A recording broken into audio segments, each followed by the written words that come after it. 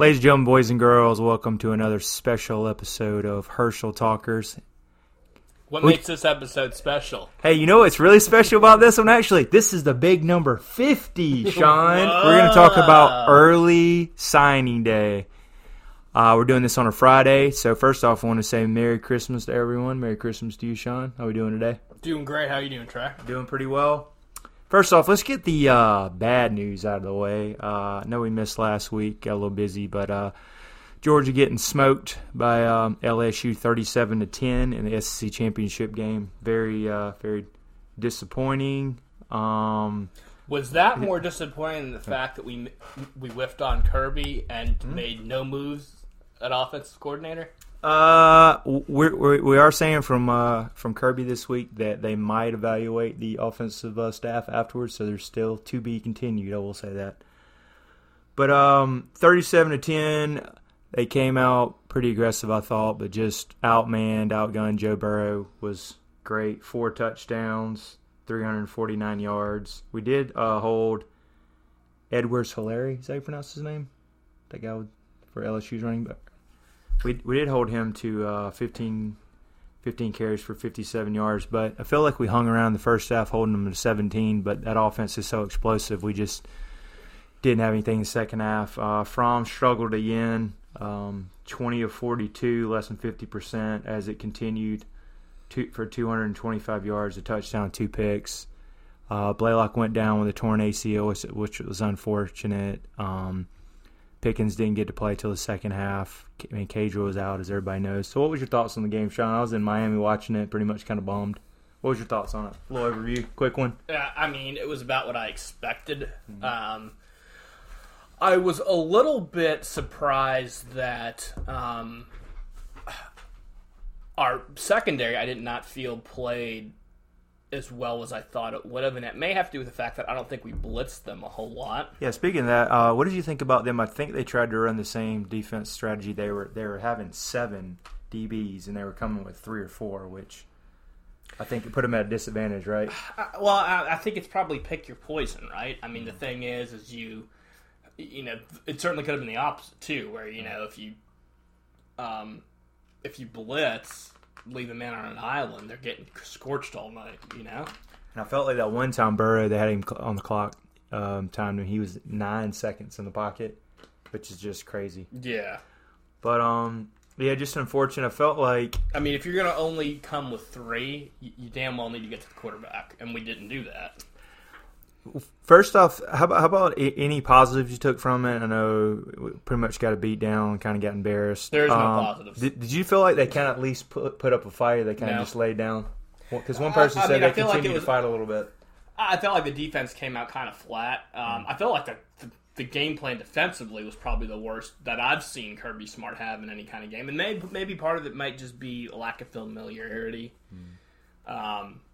In terms of how to scope that. It's very difficult, and I know that probably sounds a bit harsh, but yeah, I mean the defense just seemed to get pushed around a bit. But again, if you're only blitzing 3, or you only come in with 3 and they're not getting there, I mean, a guy like Joe Burrow is going to pick you apart. I mean, obviously the offense was complete shit. I mean, did they come out kind of aggressive, or you just felt like same as? To me, I don't care how aggressive you come out. I mean, it's at the end of the day, do you make the plays or not? To me, the issue has never been offensively, do we come out aggressively or not? I've never had that concern. It's about the execution of it, and as it's been for the better part of the year, it was lacking. What do you think about the limited Swift? And I heard later he didn't really want to get hit, and they only ran him, I think, 3 carries, 15 yards. You can tell. A lot of people... He wasn't all there. Well, I mean, and this is where college football becomes less and less, an amateur thing and more sport. I kind of don't blame them, right? I mean, there's a lot of money there on the table. I mean, if you don't think you legitimately are going to win this game, which obviously, I think he's known that we didn't have what it took this year for a while now, and why bother take the hits, Well, yeah, very, very disappointing. Another loss. We lost last year in 2018. Bama came back and got us. Felt like LSU, Joe Burrow goes on and wins the Heisman Trophy, hands down. I think it was the most lopsided Heisman Trophy winner yet, which he deserved it. So Georgia moves on next to. I feel like Georgia's offense this year is like your haircut. It's just extremely disappointing. Woo! Yeah, got a haircut day and it's bad. He looks like Forrest Gump as a child, folks. Thank you. Any improvements I can do? Like brush it down, maybe. I mean, shave it. Honestly. All right, got you. It'll Put grow. a bag over your head. It'll grow out. All right, Georgia moves on to part 2 because we were here last year. Georgia goes against the Baylor Bears, who comes in ranked 7th. We're 5th. Georgia's 6-point spread playing on New Year's Day, January 1st, 8:45 ESPN. Do they have the Bears like a live bear? They don't. Dude, that would be awesome. This is actually a pretty good team. The Matt Rule, pretty good defense. Played Oklahoma. Their 2 losses really, really close. I'm not expecting too much. We got a lot of off the field. Looks like Harrigan's not playing. Might have been pot. That's not confirmed, but drugs. He's not going to play. Not drugs, but a drug test. So basically, we're probably going to have Zamir White, Kenny McIntosh is still up in there if Swift's going to play. Swift's not going to play. We'll probably not. 10. So, I mean, you're also down 3 offensive linemen because Andrew Thomas, and Isaiah Wilson declared for the draft as expected. And then also Ben Cleveland, ineligible for academics. After last year, they came out flat, not motivated. I mean, what are we expecting here? I'm not expecting too much. Be flat and not motivated? Yeah. Like, and even if there's some level, and I really hate that when we say that we were flat and not motivated. Yeah. There was one side of the ball that was flat and unmotivated, and that was the offense. Yeah, I agree. The defense, without their best defensive lineman, best pass rusher, best defensive back, played extremely well, and they came out ready to play. I mean, I just don't really expect much, to be complete. I hate to say it, but like, if you're not in the playoffs, these bowl games have become glorified scrimmages. I mean, like, what's the incentive? Yeah, I agree. I think the only good thing How do you sell this as a coach, by the way? Let's go out here and play in January. Get the young guys get to play for next year is what it is. I think it's like maybe get hurt. It's a bona fide spring practice. Yeah, I agree, but we might see some Lewis scene, some backups. Just saying, I mean, I'm trying to look at the positive here, but I'm looking at if I was a bet man, I hate to say this, I'm saying take Baylor +6. I just think they'll probably lay down, probably lose this one. I'm planning on laying down. I am going to watch it, of course. So Sean just doesn't feel. I mean, anything you kind of want to see, like you're going to see maybe last time you see Fromm. You know what I would love to see? I want to see Jake Fromm. Well, no, actually, I don't want to see that because it just gives him more incentive to consider going to the pros. All right, speaking of that, because we were going to get into it, thoughts on Jake Fromm, being honest. Do you want him to stay, come back? Do you think he is? And if you were in his corner family, how would you want? Be honest. If I was in his corner, honestly, I think I would regret the fact that I signed with the UGA. Oh, wow. Well, you would have went to Bama and sat behind Tua. I would have gone someplace where I could have gotten some competent quarterback coaching. To be completely honest, he's never had a legitimate quarterback coach, right? You mentioned that. And to me, like, I mean, let's not forget, this is a guy that played for national title. This was a guy that after last year was considered the number 1 overall pick on Mel Kiper's big board, right? Mm-hmm. How the mighty have fallen. The problem is if he goes out and has a great game, it just gives him incentive to go to the pros. But gun to your head right now. What do you think he's leaning towards? If you had to pick. I don't know, right? Like on Friday the 20th. I don't know that Holofield made the wrong decision going, even though he didn't ultimately make a roster. I think Notto made the wrong decision. He should have came back. His price. We could have definitely used him this year. We could have used him, but did he though? He made the roster. Was it on practice squad or like the Lions? I mean, him and Holyfield drink a cup of coffee. I think they're done. The smartest one that came out, I was really surprised because he got a Pro Bowl. McCole Hardman killing it this year and getting a Pro Bowl. Remember, he was the one like Sean. You called that last year, a couple 100-yard games because that kid could walk away from guys, and then he's a Pro Bowler, 3rd or 4th round. That was a steal by the Chiefs. I know they had some injuries. I digress. All right, rolling it. We got that out the way, and let's talk about early signing period. Georgia's got number 4 overall class. On 247 composite, we got 19 recruits. Got a couple of, I think, pros and cons. I think got a great wide receiver room, right, Sean? Flipping Jermaine Burton was huge from LSU. I think he's been compared to, if you had a pro player on 247, he's compared to Jarvis Landry, which is definitely solid. And then we got who's the other guy, Sean? The other wideout, Arian Smith, who is hopefully going to be the next McCall Hardman. Blazer, I think he's won the Pan Am games. He's going to run track. So definitely that one that can walk away and get separation, what we're missing.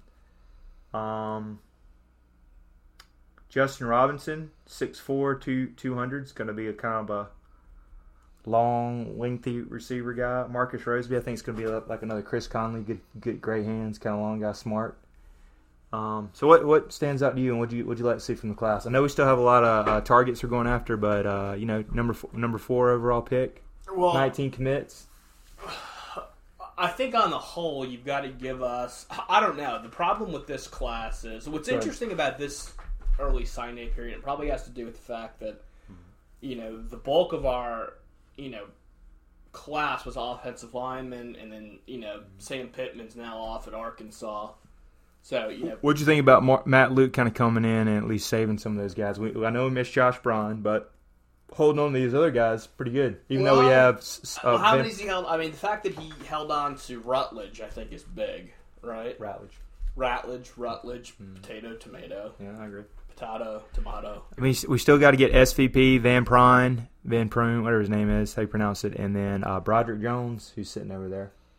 Well, and that's the thing. Like, to me, if he's able to hold on to both of those guys, that's big, right? Mm-hmm. This class is either going to be really good, or it's either going to be, to me, like a top 2 or 3 class, or it's going to be a top 8 class. And it's going to depend on if you keep Broderick. It's going to depend on 2 sets of factors, right? Broderick Jones and Cedric Van Prine. But the other thing is who else do you bring in? I mean, I think like we're in pretty good shape with Kylie Ringo in Washington, but can we add an Evans and then also a that's the hot. Actually, that's all right. Speaking of that, Jordan Birch got a lot of smoke and mirrors, a lot of smoke around and visited Georgia. Thought it was a great visit. A lot of people were leaning towards Georgia. Apparently, gave the staff the word that he was committing to Georgia after he left. By the way. Well, you were saying this yesterday. Do you think that's more Mama wants South Carolina, or where's his head? I think where's his heart? Did you see the way Mama was staring at him? How about his heart, though? Mama seemed very unhappy, right? And I don't know. So Mom wants Georgia.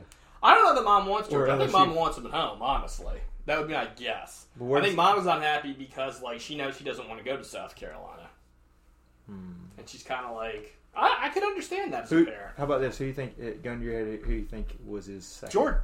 I think Georgia's his first. But really? How about LSU? Or kept hearing him at the very end? No? I don't think they were. And Alabama thought they had it, or they were just bridesmaids. Man, Alabama's irrelevant in recruiting now, let's be honest. Oh, listen to this. They're number 2. Number 2!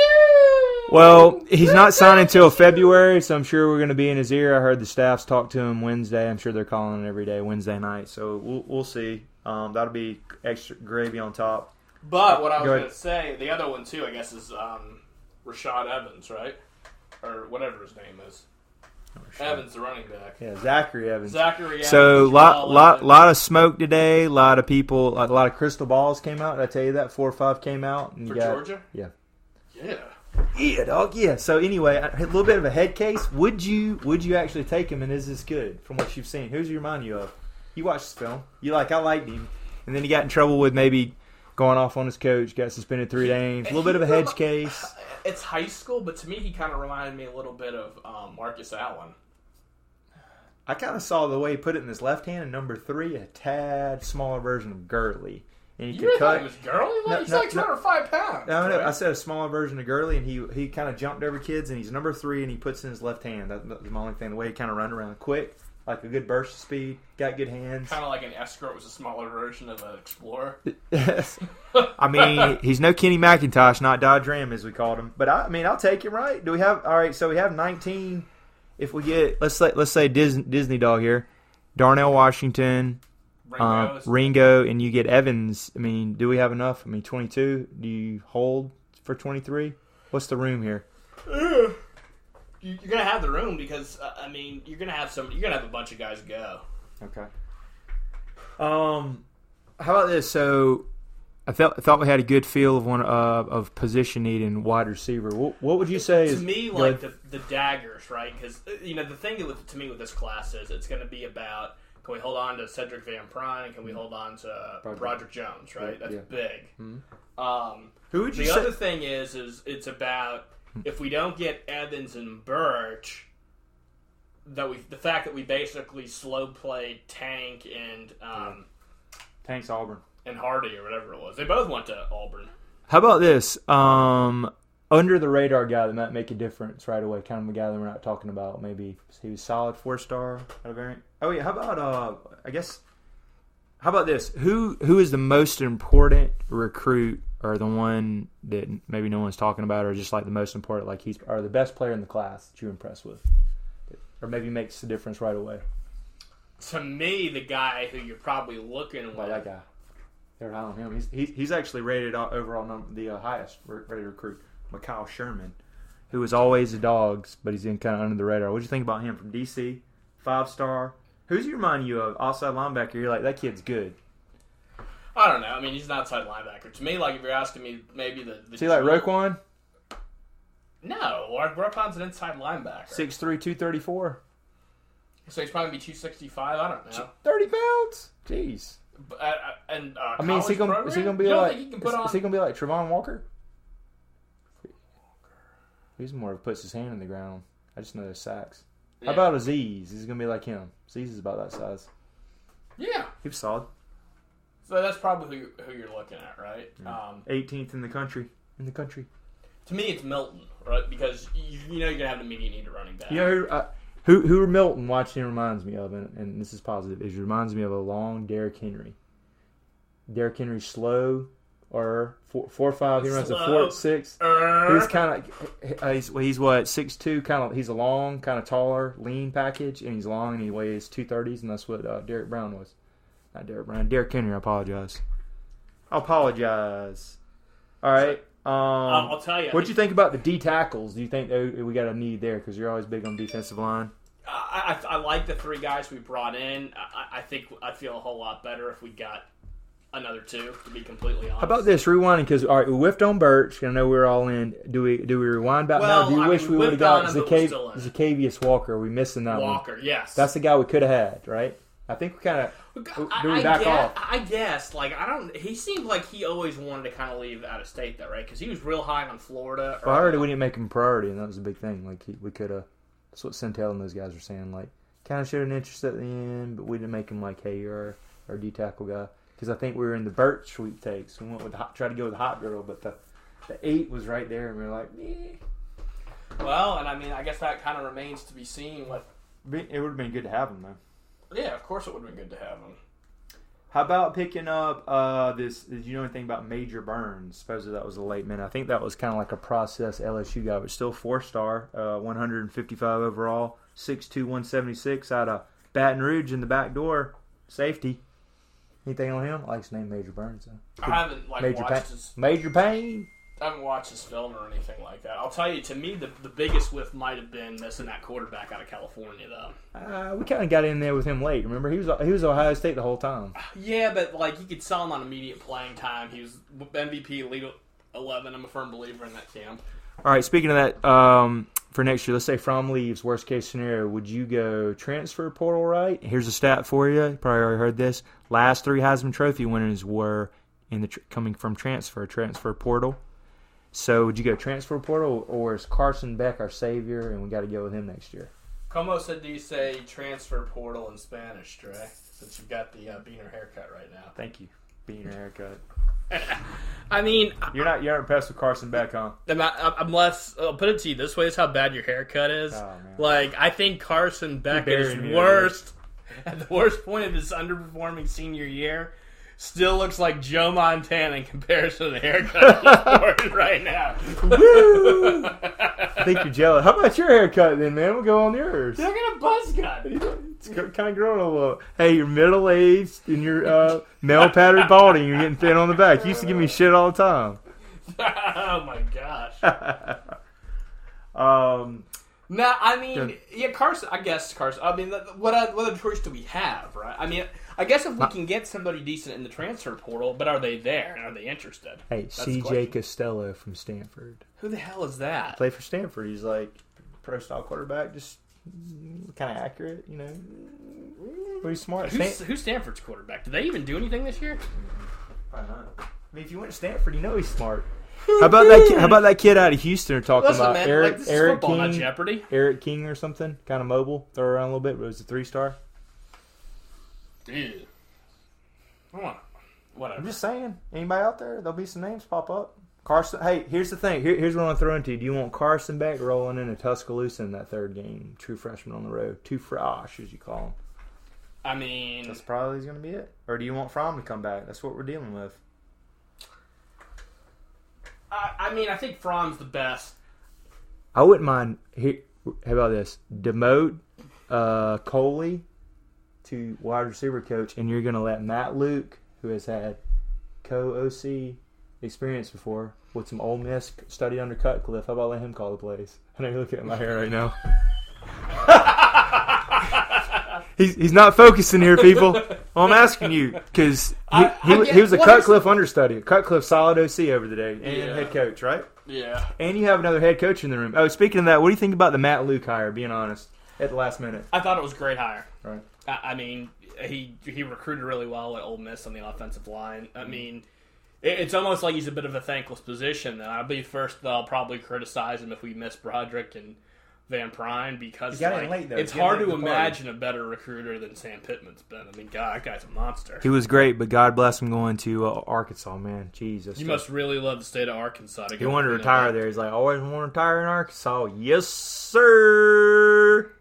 I mean, he could always do that later, right? He did pick up Barry Odom, which is a solid DC, ex-coach from Mizzou.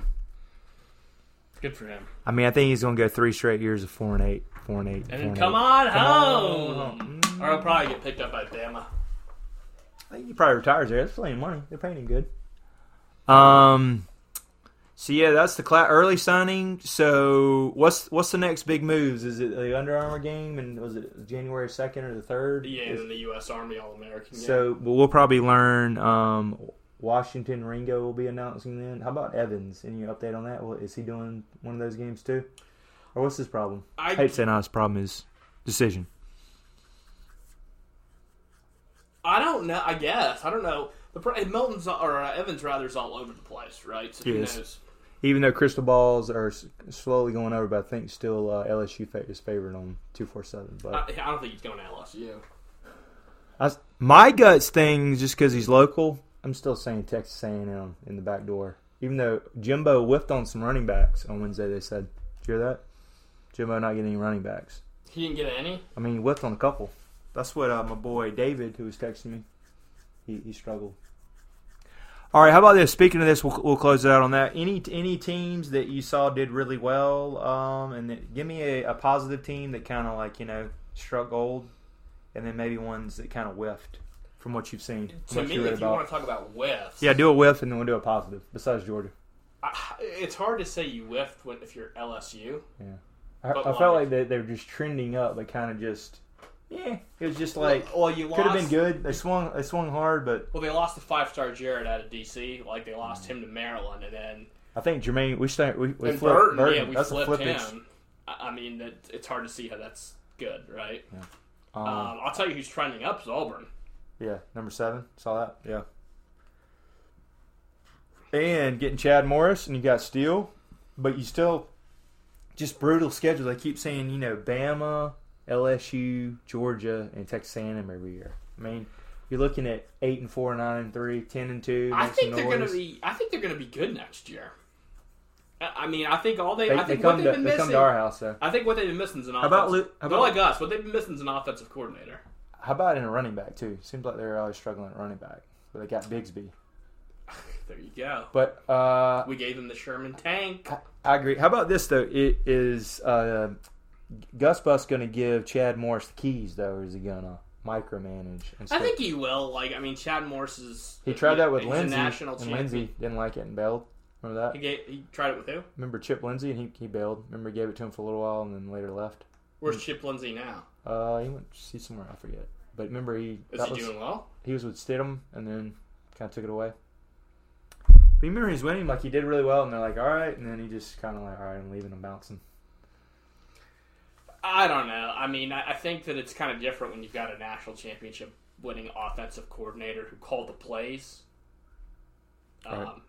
I don't know. If he doesn't, come on down, Chad. Morris, you know. Yeah.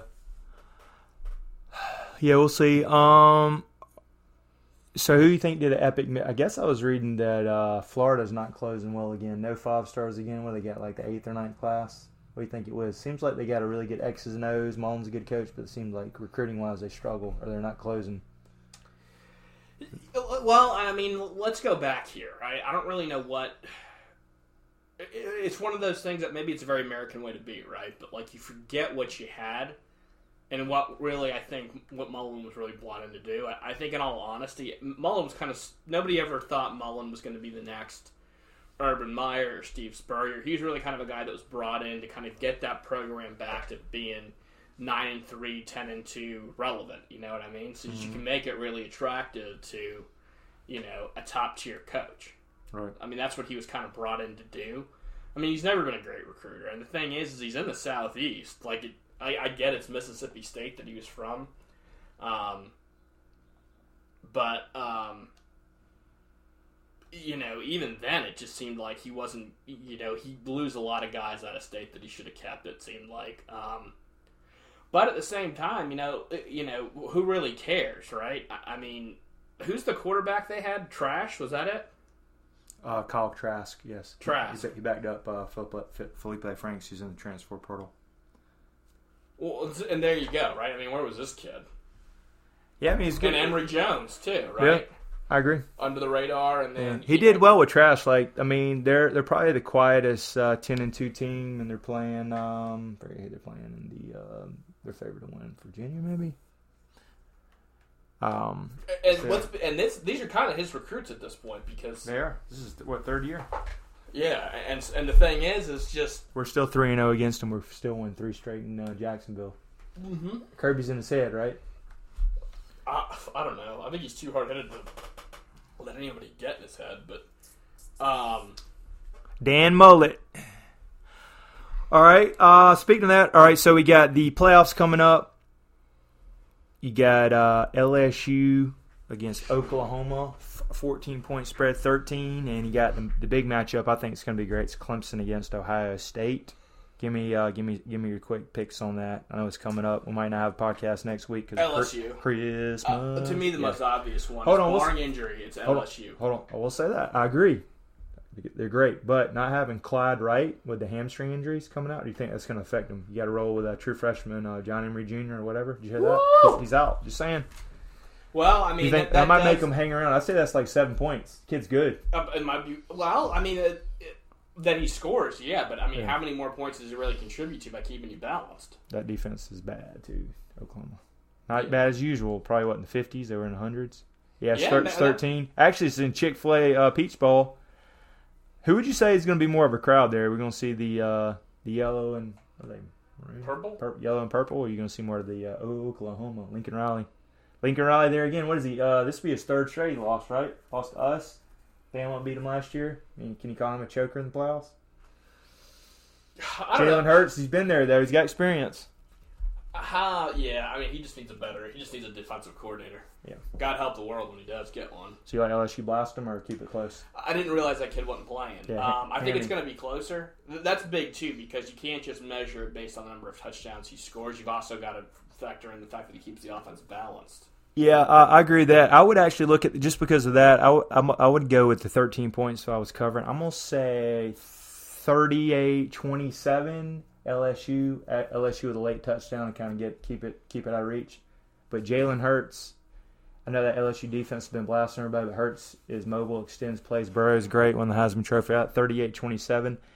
And then the hell of a matchup in the PlayStation Fiesta Bowl. Clemson in the Wine and Dabo Swinney, #1 recruiting class, 6 5-stars, going against Ohio State. Clemson is 2.5-point spread currently. 8 o'clock. Who you like in that one? It's going to be the heavyweight matchup.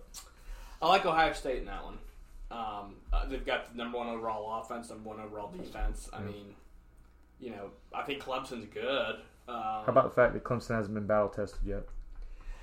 I mean, you know, the problem with that argument is, though, that, like, they're never battle tested and they show up in the playoffs all the time. I'll say what's interesting, though, is that I think, Dabo's played them twice in the playoffs and beat them both times. How about the actual Dabo and they keep saying giving Venerables 4 weeks for that Venables? Yeah, he's great.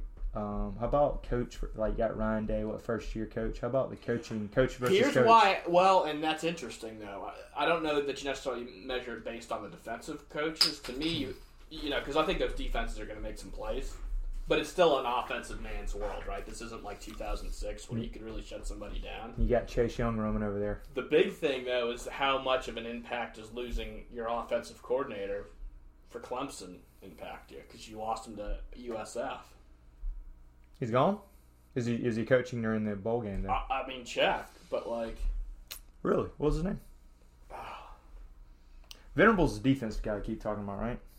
Mm-hmm. Yeah, let me look and see. Yeah, we'll look at that. How about this? How about... who'd you say is the better quarterback while you're looking at Fields or Trevor Lawrence this year? Great comparison. Fields, Fields, 40 touchdowns and 1 pick. This is a sore note, but I actually like the kid after this. Could have took some hits at Georgia in some interviews, saying we just basically struggle. He said, great, Jake Fromm was a great quarterback. Kirby's a good coach, and we just had some injuries. Could have took a jab at us. You got J.K. Dobbins, 20 touchdowns, 1,829 yards, and ATN, 17 touchdowns, 1,500 yards. Crazy. They got Higgins as a 1,000-yard receiver, and then you got Olive. This is just going to be heavyweight. It's interesting. Ohio State is favored in the projection on ESPN matchup predictor, 54%. I think Jeff Scott's gone. Yeah. But is he going to stay and actually call the game, though? Or is he just down there recruiting? Said, I don't think he's staying. Well, that could, that could be a game changer for sure. That is interesting.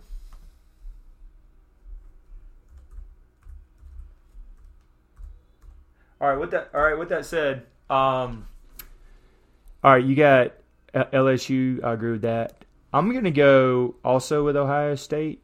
I just think better overall team. They're good everywhere. Battle tested.